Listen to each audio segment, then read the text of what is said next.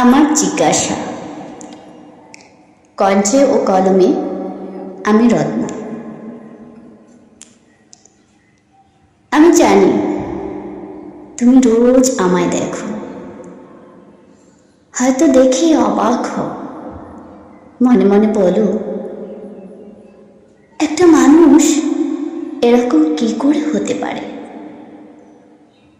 এত অবহেলা এত কষ্টের পরেও কি করে এভাবে হাসে, কি করে এমন আবেগ ভালোবাসার গল্প লেখে। তোমার মনে অসংখ্য প্রশ্নের বাসা বাঁধে অসময়ে। আমি জানি রোজ একবার আমার পেজটাতে উকি না দিলে, আমার লেখাগুলো না পড়লে তোমার ভালো লাগে না। আমার লেখার প্রতিটা লাইন, প্রতিটা শব্দ অত্যন্ত নিখুঁতভাবে মনোযোগ সহকারে পড়ো তুমি। কতটা মুগ্ধতা বা কতটা কষ্ট তুমি পাও সেটা হয়তো আমার জানা নেই, তবে আমার মন বলে আমার লেখা পড়ে তুমি মুগ্ধ হও বা না হও, অবাক হও নিশ্চয়ই। একটু হলেও আমার লেখা তোমার হৃদয়ে নাড়া দিয়ে যায়, আর তাই বলে তুমি নিয়ম করে আমার লেখাগুলো পড়তে আসো। তবে ভেবো না লেখাগুলো কখনো তোমার কষ্টের কারণ হবে। আচ্ছা, কখনো যদি এমন হয় নতুন কোনো লেখা না দিতে পারি, তবেও কি তুমি পুরনো লেখা নতুন করে পড়বে? তুমি রোজ আমায় খোঁজো, কিন্তু কখনো খোঁজনি আমার লেখা কবিতার উৎস, কবিতার ছন্দের কারণ। আমার হাসি খুশি মুখটি তোমার চোখে পড়ে, হৃদয়ে অভিমানের যন্ত্রণা সৃষ্টি করে,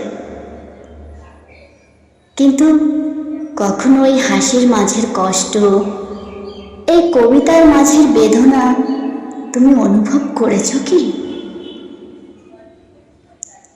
আচ্ছা, কখনো যদি আমার এই সৌন্দর্য নষ্ট হয়ে যায়, কবিতার ছন্দ হারিয়ে যায়, হাসি মাখা মুখখানি ঢেকে যায় বেদনার বিষণ্ণ চাদরে,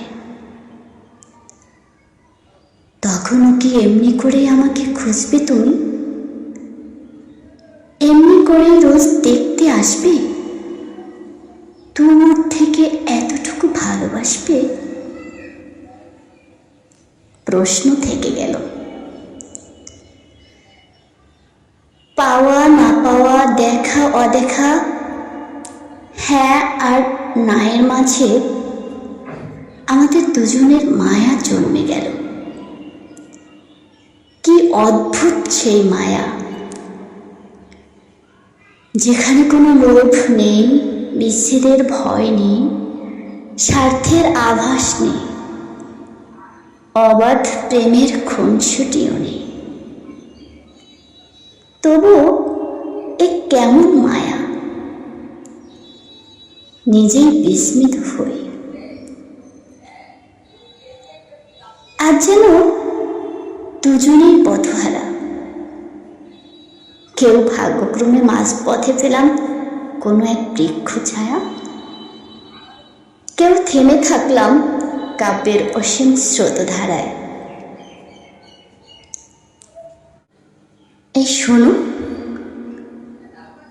যদি কোনোদিন আমার মুগ্ধতা ফুরিয়ে যায়, কাব্যের কালিতার আর্দ্রতা হারায়, জীবন থেকে হারিয়ে যায় রূপ যৌবন,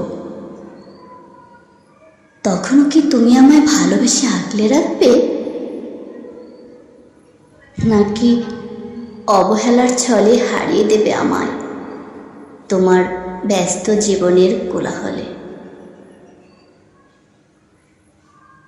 বড্ড বেশি এই অশান্ত হৃদয়ের আকুতি, নীরব অন্তরের ব্যাকুল জিজ্ঞাসা, উত্তর দেবে কি আমায়?